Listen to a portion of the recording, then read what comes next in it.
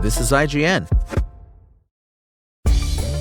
Netflix won't change its theatrical release strategy, no matter how well K-pop Demon Hunters did at the box office. Welcome to your IGN Daily Update. But first, after It Welcome to Derry premiered on October 26th, HBO Max has announced it's bringing the episode 2 release date forward to coincide with Halloween.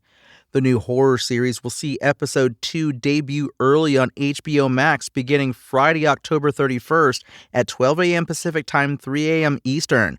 The episode will also air on HBO on Sunday, November 2nd at 9 p.m. Eastern and Pacific. Subsequent episodes of the 8-episode season will continue to air Sundays on HBO and HBO Max, leading up to the season finale on Sunday, December 14th. It's worth noting that parent company Warner Bros. Discovery, which is up for sale, recently increased the price of all tiers of HBO Max, just in time for It Welcome to Derry's release.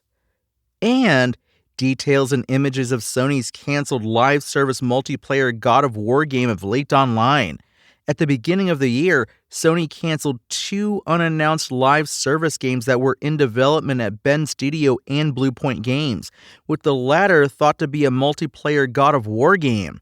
Now, a number of screenshots reportedly taken from the canceled project have been published by MP First, hinting that the game may have been set in Greece once again and feature a range of diverse backdrops, including caverns and temples. Sony has yet to announce a new God of War game, although given the success of both 2018's God of War and 2022's God of War Ragnarok, it seems inevitable that fans will get more from the franchise. The question is, in what form and in which setting will God of War take on next?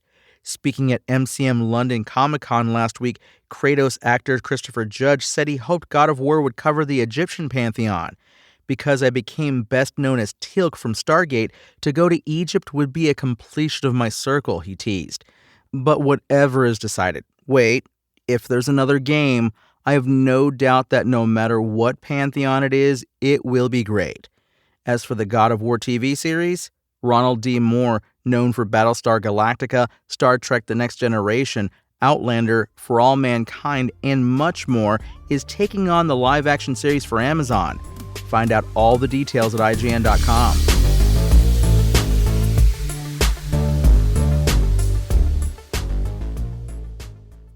Yeah, we might have spoken too soon.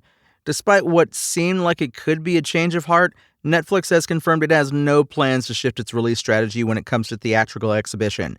There's no change in the strategy, CEO Ted Sarandos explained of the company's view on theatrical distribution of their on-platform titles at a recent earnings conference. Our strategy is to give our members exclusive first-run movies on Netflix. In fact, Sarandos went on to assert that Netflix's latest major hit, K-pop Demon Hunters, which played theatrically for a weekend in August using the film's sing-along edition, only became a sensation, quote, because it was released on Netflix first. According to the streaming exec, super fans of K-pop Demon Hunters quickly latched onto the film and, quote, drove the recommendation engine. In his eyes, this is the key to the company's stance on theatrical distribution. If anything, this actually reinforces our strategy, because being on Netflix actually allowed the film to build momentum, he told audiences at the conference.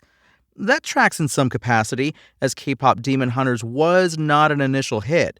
Social media and word of mouth ended up catapulting it to Netflix's most watched movie ever, with an incredible 400 million views. Shortly after the craze became apparent, the sing-along version went to theaters for a special weekend engagement and ended up grossing an impressive $19 million globally over just 2 days. This all said, it's clear Netflix isn't entirely abandoning the theatrical exhibition strategy. For example, Guillermo del Toro's latest, Frankenstein, is currently enjoying a short theatrical run nationwide ahead of its November 7th premiere date on the platform. And Rian Johnson's next project, Wake Up Dead Man, will also see a short theatrical release window, which will kick off for the Thanksgiving holiday, before it arrives on Netflix on December 12th.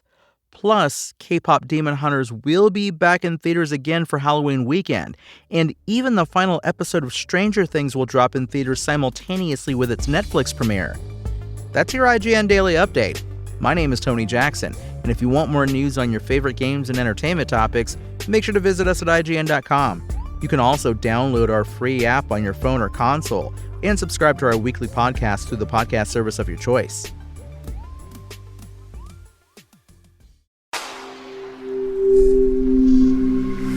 Spoken Layer.